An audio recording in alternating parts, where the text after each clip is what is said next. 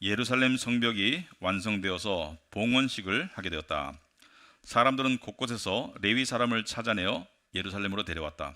감사의 찬송을 부르며 심벌들을 치며 검은고와 수금을 타며 즐겁게 봉헌식을 하려는 것이었다. 이에 노래하는 사람들이 예루살렘 주변 여러 마을 곧 느도바 사람들이 사는 마을과 벳길갈과 게바와 아사마웻 들판에서 모여들었다. 이 노래하는 사람들은 예루살렘 주변의 마을을 이루고 살았다. 제사장들과 레위 사람들은 몸을 깨끗하게 하는 예식을 치른 다음에 백성과 성문들과 성벽을 깨끗하게 하는 예식을 올렸다. 나는 유다 지도자들을 성벽 위로 올라오게 하고 감사의 찬송을 부를 큰 찬양대를 두 편으로 나누어 서게 하였다. 한 찬양대는 오른쪽으로 거름문 쪽을 보고 성곽 위로 행진하게 하였다. 호세아가 이끄는 유다 지도자의 절반이 그들을 따르고 또 아사랴와 에스라와 무술람과 유다와 베냐민과 스마야와 예레미야가 따랐다. 그 뒤로 일부 제사장들이 나팔을 들고 따르고 그 다음에 스가랴가 따랐다. 그의 아버지는 요나단이요, 그 윗대는 스마야요, 그 윗대는 마따니아요, 그 윗대는 미가야요, 그 윗대는 삭구리요, 그 윗대는 아삽이다. 그 뒤로는 스가랴의 형제인 스마야와 아사렐과 말랄레와 갈랄레와 마야와 느다넬과 유다와 하나니가 하나님의 사람 다윗이 만든 악기를 들고 따랐다. 서기관 에스라가 그 행렬을 이끌었다. 그들은 샘문에서 곧바로 다윗성 계단 위로 올라가서 성곽을 타고 계속 행진하여 다윗궁을 지나 동쪽 수문에 이르렀다. 다른 한 찬양대는 반대쪽으로 행진하게 하였다.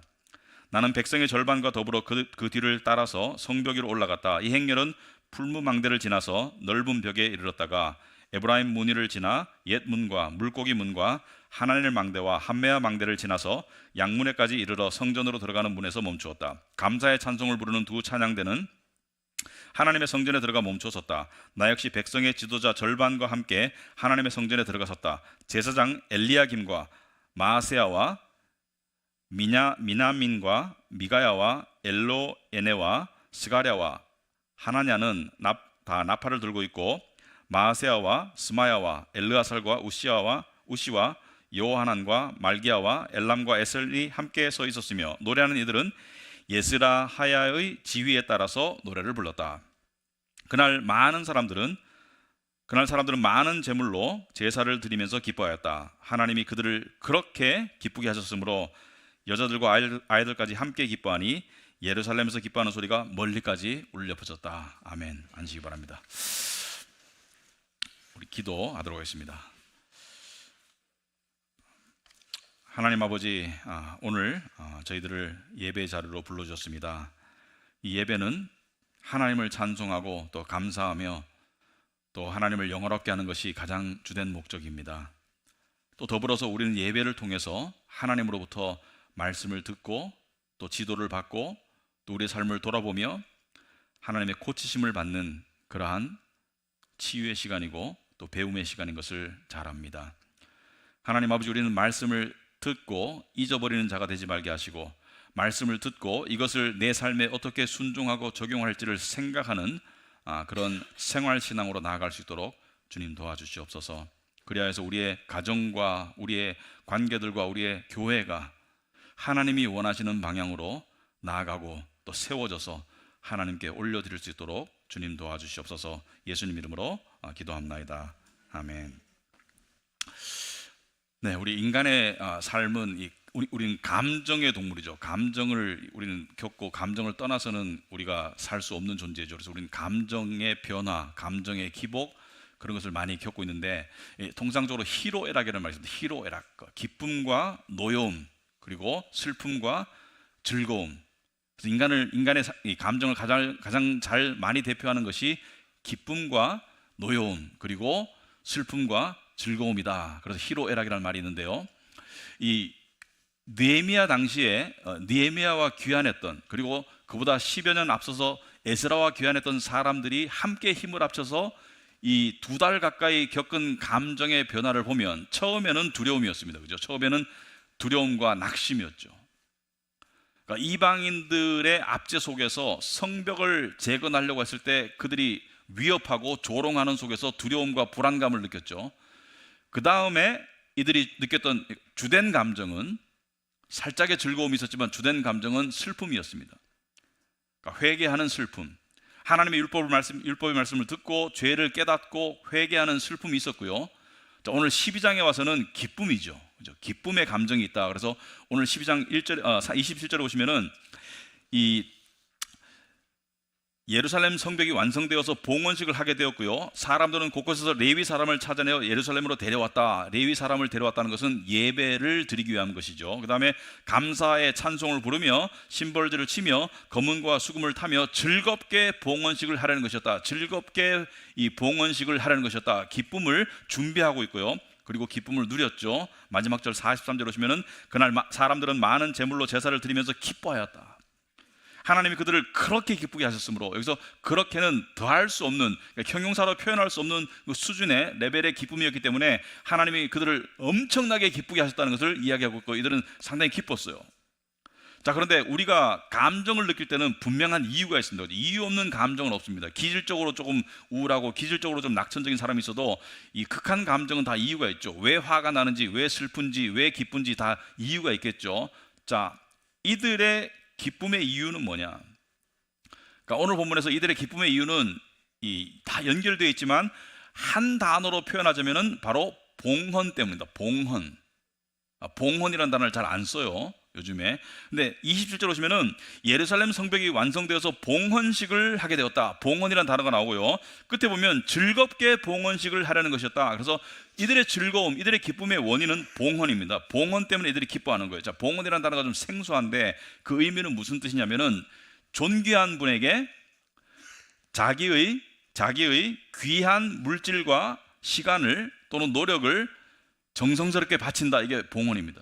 그러니까 존귀한 분에게 자기의 귀한 것을 정성스럽게 바치는 것이 봉헌이다. 그래서 영어로는 dedicate 바치다, consecrate는 성스럽게 하다. 이 둘 다가 원어상의 의미가 들어있어요. 그러니까 존귀한, 성스러운 하나님께 자기의 귀한 것을 정성스럽게 바치는 것을 봉헌이라고 말하는데, 오늘 사건의 경우에는 이들이 성벽을 완공했죠.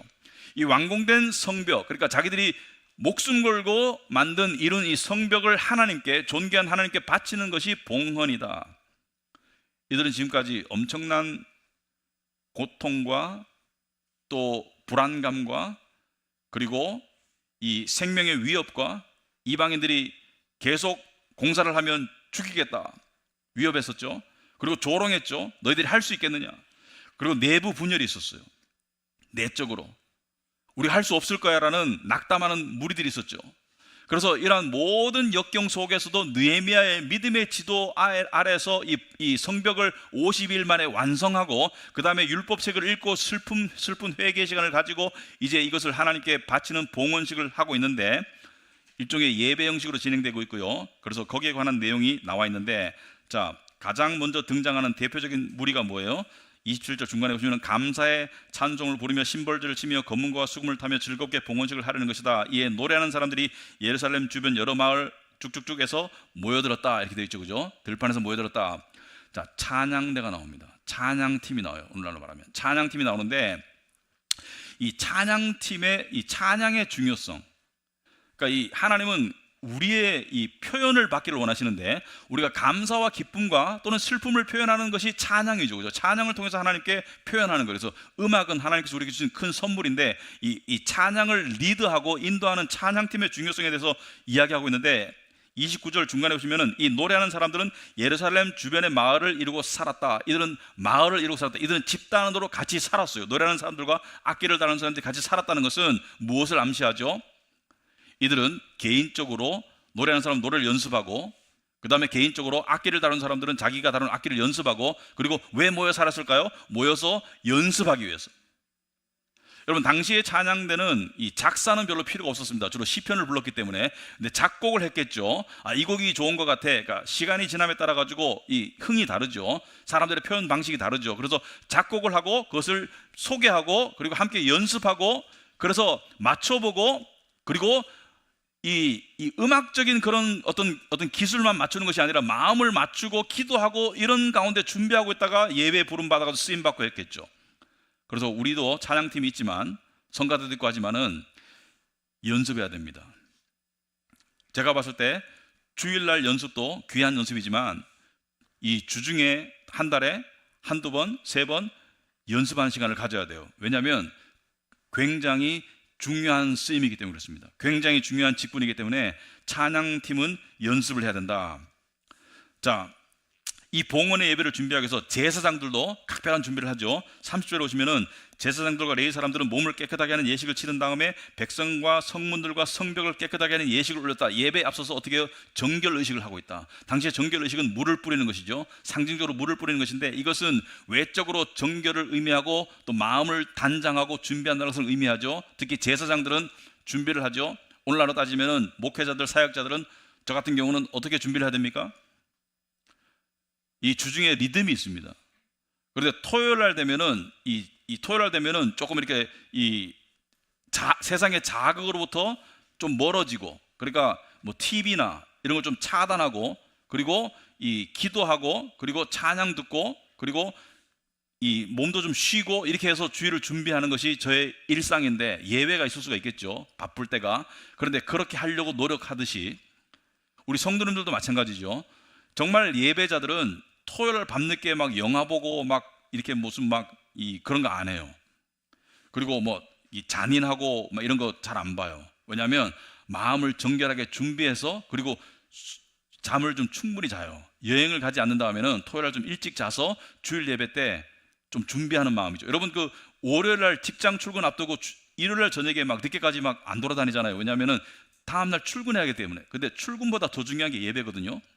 그래서 예배를 준비하기 위해서 토요일을 굉장히 자기 나름대로 보내는 방식이 있더라고요. 그래서 그런 걸 우리가 좀 지키고 이렇게 따르는 것이죠. 그래서 그렇게 하고 난 다음에 이들이 바칠 봉헌물, 그러니까 성벽에도 이 예식을 치렀죠. 그러니까 상징적으로 하나님께 드리기 전에 물을 뿌린다든지 해가지고 정결 의식을 치루었죠. 그러고 난 다음에 느헤미야는 유대인들을 두 그룹으로 나눴습니다. 그래서 두 그룹으로 나눠서 한쪽은 에스라의 인도하에, 그 다음에 이 북쪽 그룹은, 남쪽은 에스라가 인도하고 북쪽 그룹은 느헤미야의 인도하에 찬양대와 지도자들을 앞세우고 백성들을 두 그룹으로 나눠서 따라가게 했어요. 여기도 찬양대가 앞에 나와요. 그래서 31절 오시면은 나는 유다 지도자들을 성벽 위로 올라가게 하고 감사의 찬송을 부를 큰 찬양대를 두 편으로 나눠 서게 하였다. 한 찬양대는 오른쪽으로 거름문 쪽을 보고 성곽위로 행진하게 하였다. 당시에 이 지도를 안다면 이분들이 어떤 방향으로 움직이는지 알 수 있는데, 한쪽은 북쪽에서 움직이고 한쪽은 남쪽에서 움직여가지고 뺑 돌면서 중간에 있는 성전으로 모이도록, 그러니까 합류하도록 그렇게 만들었어요. 이것은 봉헌의 대상이 되는 성벽을 돌면서 이것을 하나님께 바친다, 그런 의미가 있겠죠. 그리고 36절에 보시면 남쪽 그룹은 스가랴의 형제인 스마야와 이렇게 여러 사람들이 하나님의 사람 다윗이 만든 악기를 들고 따랐다. 다윗이 악기를 만들었다는 것을 알 수가 있겠죠. 다윗은 지금 시점에서 수백 년 전의 사람인데 악기를 만들었다. 당시의 악기는 타악기가 위주입니다. 여러분들이 아프리카나 인도나 이런 데 가시면은 그냥 기타나 피아노나 이런 복잡한 악기가 아니고 그냥 타악기인데 굉장히 신나요. 그것만 가지고도 신나요. 하여튼 다윗이 만든 악기를 가지고 따랐고요. 서기관 에스라가 남쪽 그룹을 이끌었어요. 그래서 이 두 그룹이 행진을 쭉 해서 성곽을 쭉 돌면서 찬양대와 지도자가 앞에 따르고, 그 다음에 백성들이 뒤를 따르면서 어디에 머물렀습니까? 40절에 감사의 찬송을 부르는 두 찬양대는 하나님의 성전에 들어가 멈추었다. 성전 안으로 찬양대는 들어갔고요. 나 역시 백성의 지도자 절반과, 지도자는 절반만 들어갔습니다. 그러니까 지도자보다 찬양팀이 더 우선이에요. 찬양팀은 다 들어갔고 지도자는 절반만 들어갔고 백성들은 다 못 들어갔어요. 왜? 성전이 이렇게 크지 않아요. 수만 명이 들어갈 수 없어요.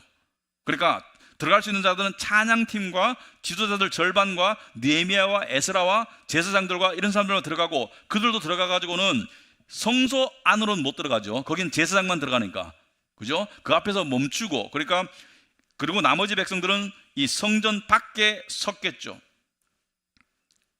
그리고 이들은 또한 많은 제물로 하나님께 기쁨과 감사를 표현했죠. 43절 보시면은 그날 사람들은 많은 제물로 제사를 드리면서 기뻐하였다, 이렇게 되어 있습니다. 왜 제물이 따를까요? 성전의 필요를 충족하기도 하지만 제물은 감사와 마음의 표현이죠. 그래서 물질 있는 곳에 마음이 있기 때문에 항상 하나님은 빈손을 보이지 마라, 나의 예배에 항상 예물이 따르기를 말씀하셨죠.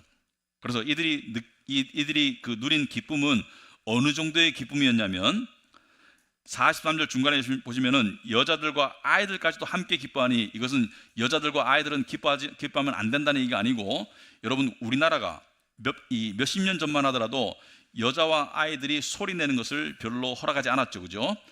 그래서 이 2000 몇백 년 전의 상황을 생각해 봤을 때 여자들이 막 깔깔거리고 소리내고 기뻐하는 것은 별로 허용이 안 되던 시절에 그들 또한 기뻐할 정도로 기쁨을 주체할 수 없었고요, 그 소리가 멀리까지 예루살렘에서 예루살렘 밖에까지 울려 퍼질 정도로 사람들이 엄청나게 기뻤어요. 자, 그런데 제가 이제 이 기쁨, 이 봉헌의 기쁨, 하나님께 뭔가 귀중한 것을 정성스럽게 드림에 대한 기쁨에 대해서 세 가지 제목으로 제가 말씀을 드리고 있습니다. 진정한 기쁨은 어디서 오나? 두 번째, 진정한 기쁨은 어떤 과정을 거치나? 그리고 세 번째, 진정한 기쁨은 어떤 순서로 진행되나? 그 첫째, 누구로부터 오는가? 43절 보시면요, 중간에 보시면은 하나님이 그들을 그렇게 기쁘게 하셨다 이렇게 되어 있습니다. 하나님이 그들을 그렇게 기쁘게 하셨다. 기쁨은 세상에서 스스로 성취하고 만들 수도 있지만, 정말 진정한 기쁨은 하나님이 만들어 주시는 거예요. 그래서 정말 인간이 누릴 수 있는 최고의 기쁨은 모두가 하나님으로부터 나오고 하나님과 연결되어 있다는 것을 알 수가 있습니다. 그러니까 진정한 기쁨이라는 것은 그 의미가 퇴색하지 않고 내 마음에 고여있고 쌓여있는 기쁨을 말하죠. 물론 그 기쁨의 감정은 지나가지만 그 기쁨의 근거는 내 마음에 남아있는 것이 진정한 기쁨인데, 그것은 하나님께로부터 온다는 것을 알 수가 있습니다. 여러분, 세상에도 기쁨이 있죠. 성취의 기쁨, 또는 뭐 돈을 많이 벌었어, 승진했어, 또는 뭐 이겼어, 좋은 학교에 갔어, 기쁨이 있죠. 그런데 세상의 기쁨은 뭐예요? 헛되고 헛되니 다 헛되다. 솔로몬이 죽음 앞에서, 솔로몬은 세상의 기쁨을 다 누려봤죠. 극한으로 다 누려보고 난 다음에 그 결과가 뭐예요? 헛되고 헛되니 모든 것이 헛되다. 사람이 세상에서 수고한들 무슨 보람이 있는가?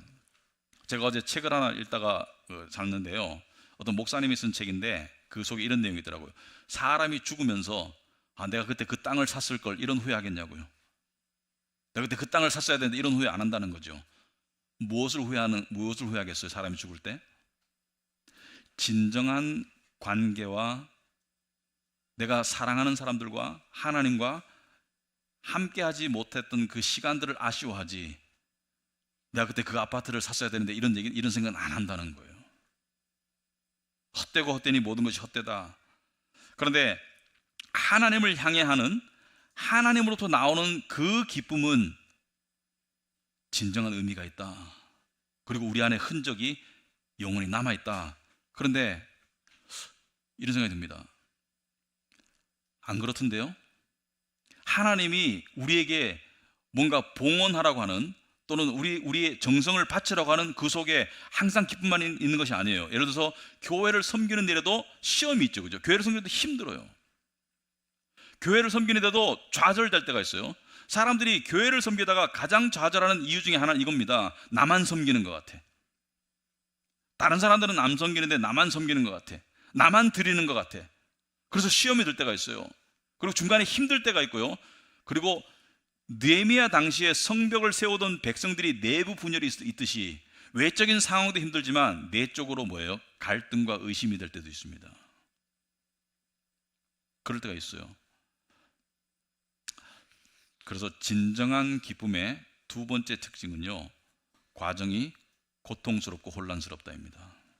과정이 고통스럽고 혼란스럽다. 하나님이 주시는 모든 봉헌의 기쁨은 그 속에 고통과 혼란이 있어요. 내가 뭔가를 드릴 때, 뭔가 부름받은 곳에 내가 나아갈 때 그 속에서 힘든 고난이 있어요. 여러분, 이 유대인들의 삶을 보면 처음부터가 혼란이었습니다.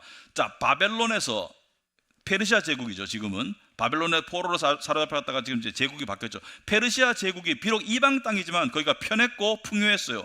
근데 그 편하고 풍요한 것을 떠난다는 자체가 엄청난 고통스러운 결단이었어요. 왜? 그 여정이, 예루살렘까지 여정이 수개월 걸리는데 그 속에서 살해 위협이 있고, 그 속에서 힘들었어요. 옛날의 여정은 호텔에 자는 게 아니잖아요, 그죠? 힘들었어요. 그리고 도착해 보니까 정말 참담했죠. 본국에 도착해 보니까 제대로 사정을 모르고 왔는데 보니까 정말 이 본토에 남아있는 자기 동족들의 상태가 너무 비참하고 너무 열악하고 그리고 위험하고 그리고 이방인들의 위협과 조롱이 있고 이제 그들과 운명이 하나가 되는 그 과정이 굉장히 힘들었어요. 사람은 변화가 힘든데 밑으로 내려가는 변화가 훨씬 어렵습니다. 위로 올라가는 변화는 훨씬 수월해요. 하지만 밑으로 내려가는 변화가 너무 어렵다. 그런데 이들은 느헤미야의 지도 아래서 성벽을 재건하기로 결심합니다. 그런데 처음부터 살해 위협을 받았죠, 그죠? 그리고 조롱했어요. 너희들이 지을 수 있겠어? 그리고 짓는다고 할 때 너희들을 죽일 거야. 이렇게 침략해서 죽일 거야. 살해 위협이 있었고요. 그리고 사기가 저하되는 내분이 있었습니다. 내적으로도 우리가 이거 할 수 있을까? 적과 내통하는 사람들도 있고 여러 가지 면에서 고통과 좌절과 의심과 여러 가지 힘든 일들이 많았어요. 근데 그런 속에서 이들은 꾸준하게 밀고 나갔습니다. 이게 중요합니다. 꾸준함. 꾸준하지 않은 사람은 처음에 결단이 중요하고요. 근데 꾸준하게 밀고 나가지 않으면 하나님이 주시는 봉헌의 기쁨을 맛볼 수가 없어요. 봉헌은 이루어야 할 수 있는 거잖아요. 봉헌은 안 이룬 상태는 못 하는 거잖아요. 봉헌은 이루어야 하는 것이잖아요.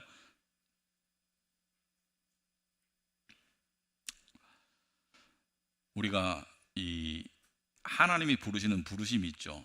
근데 봉헌이라는 것을 꼭 교회와 결부지어서 생각할 필요는 없습니다. 교회에서 하는 일도 봉사와 봉헌이지만 이 봉헌이라는 것은 우리 삶의 모든 영역에서 적용될 수 있습니다. 로마서 12장 1절에서 이런 말씀이 있죠. 형제자매 여러분, 그러므로 나는 하나님의 자비하심을 힘입어 여러분에게 권합니다. 여러분의 몸을 하나님께서 기뻐하실 거룩한 산 제물로 드리십시오. 이것이 여러분이 드릴 합당한 예배입니다. 여러분 자신을 하나님께 거룩한 제물로 드리라는 것은 바로 봉헌을 말하죠. 여러분 자신을 하나님께 드리라는 것은 여러분의 개인 생활, 여러분의 가정 생활, 여러분의 관계, 여러분의 경제, 여러분의 사업, 여러분의 직장, 여러분의 교회 모든 영역에서 하나님께 봉헌하라는 것이죠. 그래서 우리는 오늘 본문을 단지 교회를 세운다라는 것에서만 머물 것이 아니고 우리의 삶 전체에 적용을 해봐야 됩니다. 지금 여러분의 삶 속에서 하나님께서 세우기를 원하시는 영역이 무엇인가 생각해 봐야 됩니다. 그런데 중요한 원리가 있어요. 하나님께서 적당히 무너진 상태에서 세우라는 신호를 줄 때 세워야지 쉽게 세울 수가 있지. 그것도 어렵지만 완전히 깡그리 무너진 상태에서 세우기는 너무 어렵습니다. 무슨 말이냐면 이 유대인들이 느헤미야 당시 유대인들이 예루살렘에 갔어요. 그런데 당시의 상황을 보면 성벽이 다 무너진 게 아니에요. 군데군데가 무너졌기 때문에 이었죠. 성문이 불탔지만 성문을 만들어 끼울 수 있는 성벽은 존재했어요. 그런데 성벽이 다 무너졌었다?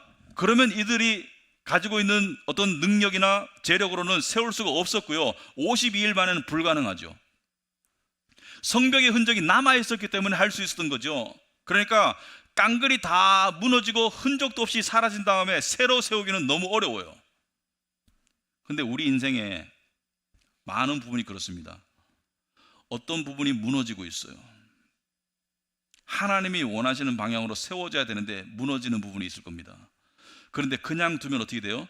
여러분, 사람이 살지 않는 집은 그대로 보존되나요? 아니면 썩어가나요?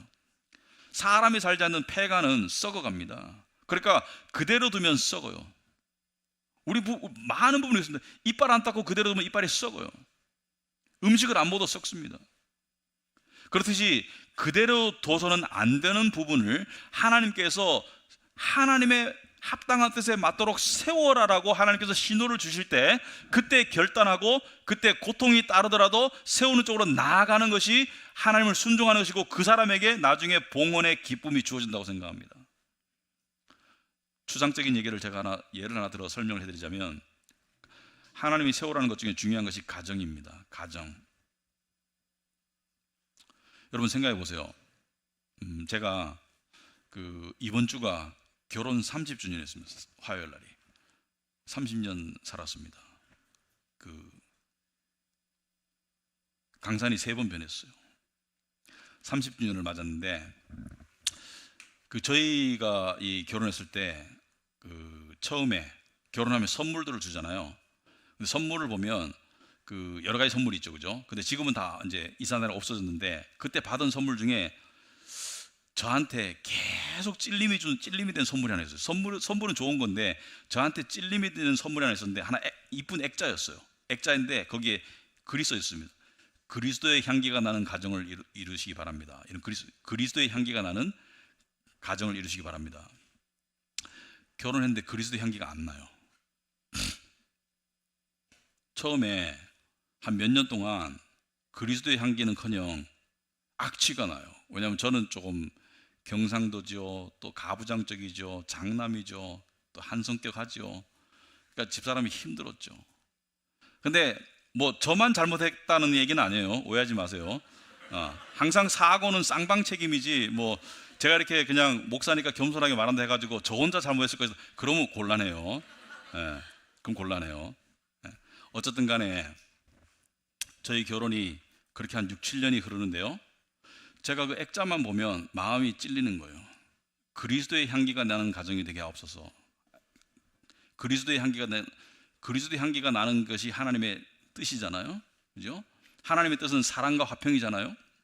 그거 보면 마음이 찔리는 거예요. 그런데 언젠가 이상하게 하나님의 역사였어요. 저하고 집사람이 동시에 느낀 것 같아요.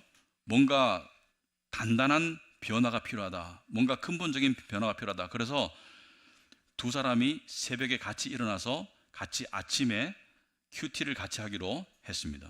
각자 하던 것을 같이 하자. 뭐 얼마 동안 같이 할지 모르겠지만 같이 하자. 책은 잠언으로 정했습니다. 그래서 매일 일어나서 처음에 어색했어요. 안 하던 걸 하려니까 어색하고, 그리고 또 처음에는 읽으면서 자꾸 상대에게 자꾸 하고 싶은 말이 있는 거야. 이걸 자꾸 상대를 고치려고 하는 그런 마음 아시죠? 그죠? 근데 한 달이 지났는데요. 우리도 모르게 변화가 시작되더라고요. 마음이 바뀌었어요. 그 전에 이기적인 마음이 바뀌기 시작하더라고요. 여러분들이 들으면 정말 유치하고 웃을 수 있는데 제가 그 냉장고에다 그 전에 이게 출력해서 적어놓은 게 이렇게 써 있습니다. 아내들이여 남편에게 순종하라.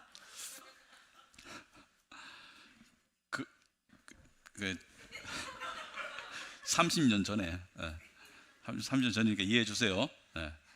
좀 그렇게 살았던 시절이 있습니다. 그런데 그 다음에 저한테 들어오는 말씀이 뭐냐면은 남편들이여 아내를 자기 몸처럼 사랑해라. 그 말씀이 더 들어오더라고요. 그리고 그 뒤에 그 획기적인 계기 뒤에 저희 결혼 생활이 완벽하진 않았지만 점점 더 완성되어 갔어요. 좋은 쪽으로 세워져 갔어요. 그래서 이번 결혼 30주년을 맞이하면서 두 가지 생각이 들더라고요. 첫째는 언제 마지막으로 싸운지 모르겠다. 두 번째는 모든 게 하나님의 은혜다. 하나님께 감사하다. 이런 생각이 들었습니다. 가만 생각해 보면요, 그때 그런 세워야 되겠다는 그런 결단과 그런 어떤 하나님을 향한 그런 하나님의 인도하심이죠. 거기를 향한 순종이 없었으면 지금의 제가 있을 수 있겠습니까? 지금 제가 목회를 할 수 있겠습니까? 못하는 거예요. 목회를 못하는 거예요. 그때 우리 사이가 그렇게 변하지 않았으면은 못하는 거예요. 그리고 감사하게도 무슨 뭐 이혼을 한다든지 그렇게까지 망가지지는 않았어요. 그냥 삐걱삐걱 하는 것이 좀 오래됐을 뿐이지. 그런데 그때부터 변화가 시작되지 않았으면 제가 목회를 못하죠.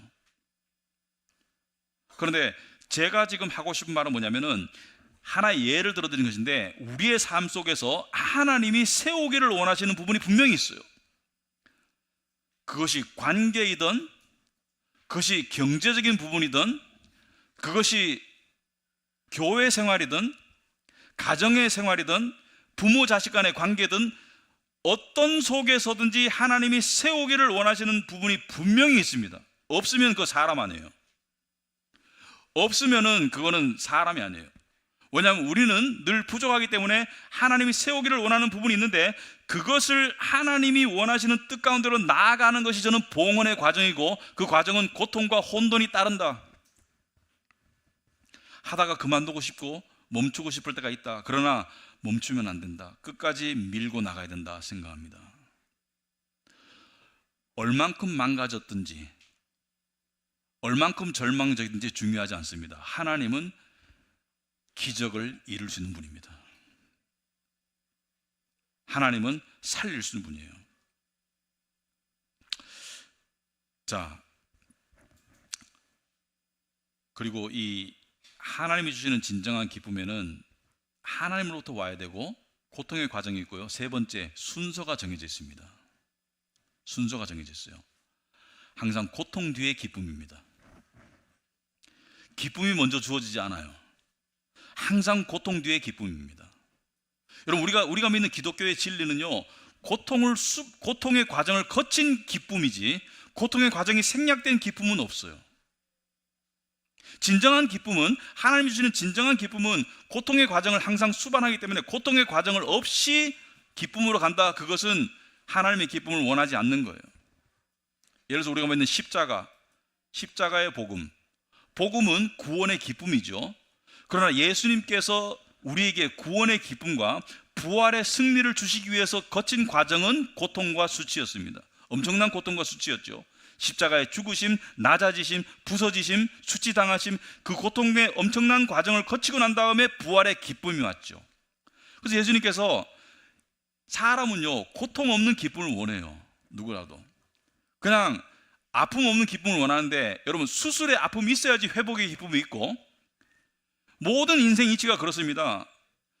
이를 악물고 하는 공부의 아픈 과정이, 고통스러운 과정이 있을 때 합격이 있는 것이지 그거 없이 되는 게 어디 있어요? 없습니다. 그래서 예수님께서 제자들은요, 메시아가 오면 그냥 고통이 없는 기쁨이 올 줄 알았는데 예수님께서 뭐라 했어요? 아니야, 고통의 시간이 올 거야. 그런데 너무 슬퍼하지 마. 그러면서 하신 말씀이, 십자가에 가시기 전에 요한복음 16장 21절에 여자가 해산할 때에는 근심에 잠긴다. 진통할 때가 왔기 때문이다. 아이 낳는 것도 똑같죠. 아이 낳는 엄청스러운 고통의 진통의 과정 뒤에 아이가 태어나죠. 그러나 아이를 낳으면 사람이 세상에 태어났다는 기쁨 때문에 그 고통을 더 이상 기억하지 않는다. 기쁨이 너무 크기 때문에 고통은 이제 잊어버릴 수 있는 것이죠. 기쁨이 너무 크기 때문에. 이와 같이 지금 너희가 근심에 쌓여 있지만 좀 이따가 예수님이 잡혀가실 것이고 십자가에 죽으실 것이고 근심에 쌓여 있지만 내가 다시 너희를 볼 때에는 너의 마음이 기쁠 것이며 그 기쁨을 너에게 빼앗을 사람이 없을 것이다. 아멘. 이게 우리가 믿는 십자가의 복음입니다. 고통 없는 기쁨이 없습니다. 섬김은 고통이 따라요. 하지만 그 뒤에 기쁨이 옵니다. 여러분, 우리 구원도 마찬가지죠. 여러분, 구원 받을 때, 용서의 은혜를 받을 때 그냥 바로 받았나요? 아니죠. 죄를 깨닫는 고통이 있었죠. 죄를 깨닫는 고통 뒤에 구원의, 용서의 기쁨이 주어지는 것이죠. 사람을 알아갈 때도요, 사람이 가까워질 때도 오해와 또 넘어야 될 고통의 벽이 부서지고 난 다음에 가까워지는 것이지 그냥 저절로 가까워지는 사람은 없습니다. 그냥 저절로 가까워지는 것 같아도 항상 가다 보면 중간에 벽이 생겨요. 여러분, 하나님이 우리 교회에게, 느헤미야 당시에 유대인들에게 하나님이 하신 명령은 뭐예요? 성벽을 세워라. 오늘 우리 교회에게 하시는 하나님의 명령은 뭘까요? 하나님 뜻은 뭘까요? 예수님께서 건축을 하라 이렇게 말씀하셨나요? 아니죠. 뭘 말씀하셨나요? 너희가 하나가 되어라. 너희가 하나가 될 때 나도 너희 안에 함께 거할 것이다. 그리고 너희가 하나가 되어 사랑하면 모든 사람이 너희가 내 제자인 줄 알 것이다. 그래서 하나님께서 가장 원하시는 것은 첫째, 진리와 사랑 가운데 하나가 되는 것. 진리 없는 하나 되면 필요 없습니다. 진리 없는 하나 되면 북한도 할 수 있어요. 이단도 할 수 있어요. 진리 가운데 하나가 되어라. 사랑 가운데 하나가 되어라. 하나가 되라는 것인데, 이 하나가 되는 것이 바로 기쁘게 즐겁게 된다는 것은 그거는 있을 수 없는 일이에요. 그거는 가정 속에서의 부부 관계도 마찬가지고 교회에서의 교우 관계도 마찬가지고, 하나가 된다는 것은 우리를 돌로 비유하자면 우리가 돌들인데요, 돌들이 모여 있어요. 우리가 영어로 이제 성경 속에 우리가 산 돌들이라고 그러잖아요. 그죠? 너희가 산 돌들이다. 근데 돌들이 모이는데 돌이 어떻게 하나가 돼요? 돌이 하나가 안 되면 계속 부딪혀요. 아파요. 근데 돌이 하나가 될 수 있는 방법은 뭐예요? 부서져서 모래가 돼야 되죠. 부서져서 모래가 안 되면 하나가 되지 않습니다. 그래서 잘 보세요. 돌이 돌을 부숴요. 돌이 돌에게 맞아서 부서지는 거예요. 여러분의 삶 속에서 여러분의 자라는 그 돌을 부수기 위해서 하나님은 주변에 많은 돌들을 들어 쓰시는데, 어떤 돌은 분별할 줄 알아야 됩니다. 어떤 돌은 악한 돌이 있습니다. 악한 돌이 여러분들을 부수려고 하는 것은 여러분들이 믿음으로 극복해야 되지만, 하나님께서 여러분의 삶 속에서 이상한 성격, 또 이상한 말, 그런 어떤 돌들을 사용하시잖아요. 그러면 그 돌을 통해서 여러분을 부수는 거예요. 그런데 동시에 여러분이라는 이상한 돌을 통해서도 남을 부수는 거예요.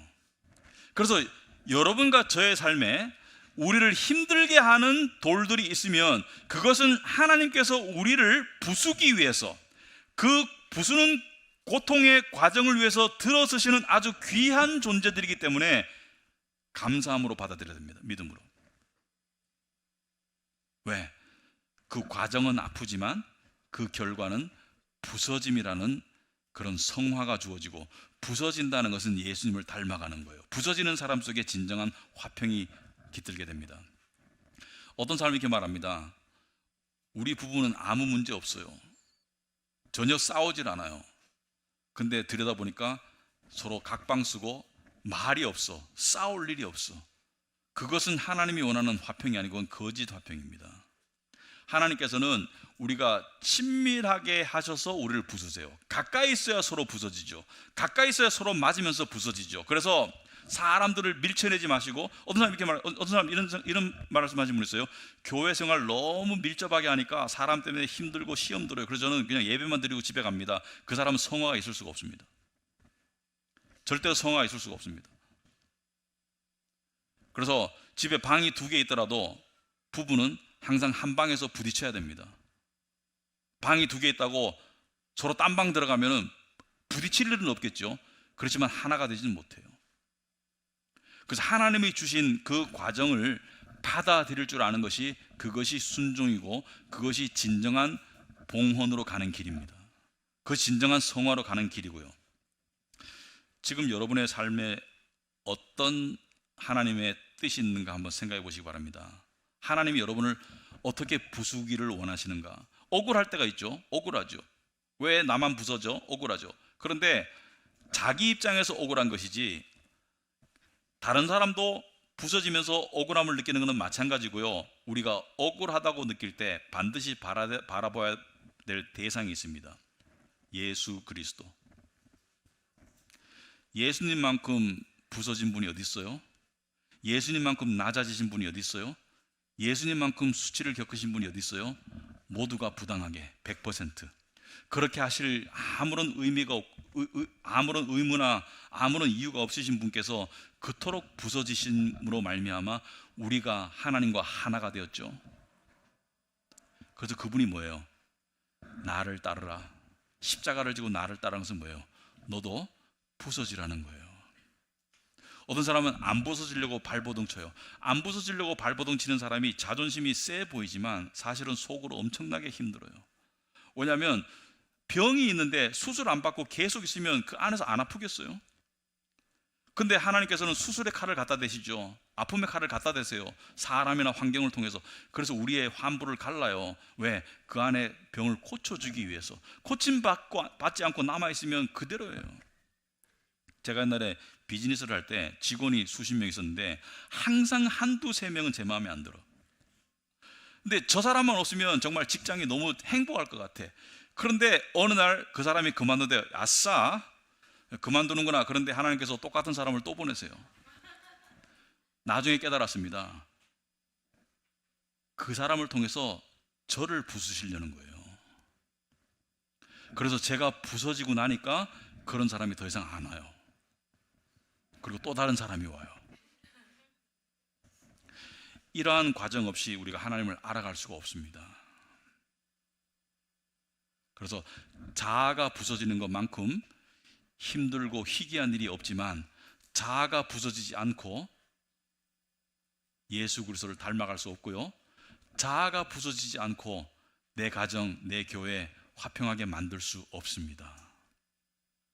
그래서 자아가 부서지는 그 힘들고 불편한 과정을 잘 받아들이는 사람이 정말로 나중에 봉헌의 기쁨을 맛볼 수 있는 사람입니다. 여러분, 우리는 이 세상에서 문제 없는 삶을 원합니다. 고통 없는 삶을 원해요. 때로는 내가 왜 이런 고통을 당해야 돼? 이렇게 말하는 사람이 있어요. 죄인이잖아요. 그리고 이 세상이 천국이면 다음 세상은 지옥입니다. 다음 세상이 천국인 사람은 이 세상이 지옥 같은 사람이에요. 제가 말하는 지옥 같다는 것은 천국에 비교할 때, 이 세상에서 힘든 과정을 겪은 사람이 천국으로 들어가는 사람들이에요. 왜냐하면 하나님은 사랑하는 자들을 징계하시거든요. 구원으로 부르신 자들을 징계하거든요. 징계가 없으면 하나님이 내 아버지가 아닌 거예요. 징계를 누구를 통해서? 상황과 사람을 통해서 징계하시는 거예요. 왜 나에게만 이렇게 힘든 일이 있습니까? 그 이유는 내 안에 고침받아야 될 부분이 있기 때문입니다. 100% 맞아요. 부당한 고난은 거의 없습니다. 그래서 우리 안에 하나님께서 불신앙을 신앙으로 바꾸고, 교만을 겸손으로 바꾸고, 자기 중심을 하나님 중심, 이타적으로 바꾸기 위해서 하나님께서는 우리를 부수어 가신다. 그리고 또 나를 들어서서 다른 사람들을 부수어 가세요. 그래서 빨리 부서지는 사람들이 화평한 길로 가게 되어 있습니다. 가정이건 교회건 간에 그런 삶으로 나아가는 우리 모두가 되기를 축원합니다. 기도하겠습니다. 하나님 아버지, 참으로 저희들이 하나님의 말씀을 통해서 다시 한번 배우고 깨닫습니다. 하나님 앞에 겸손히 우리 자신을 내어드리기를 원합니다. 하나님의 그 부수시는 손길은 우리를 향한 보복의 손길도 아니고, 우리를 죽이려는 손길도 아니고, 바로 의사처럼 우리를 살리는 손길입니다. 그것이 내 주변 사람들, 가까운 가족, 또 교회 친구들 위해서 주어질 때 그 속에서 하나님의 뜻을 빨리 발견하고 부서지도록 도와주시옵소서. 그리하여서 정말 하나님이 원하시는 그런 영혼과 그런 가정과 그런 교회를 만들어서 하나님께 올려드리는 봉헌의 기쁨을 맛볼 수 있도록 주님 도와주시옵소서. 예수님 이름으로 기도합나이다. 아멘.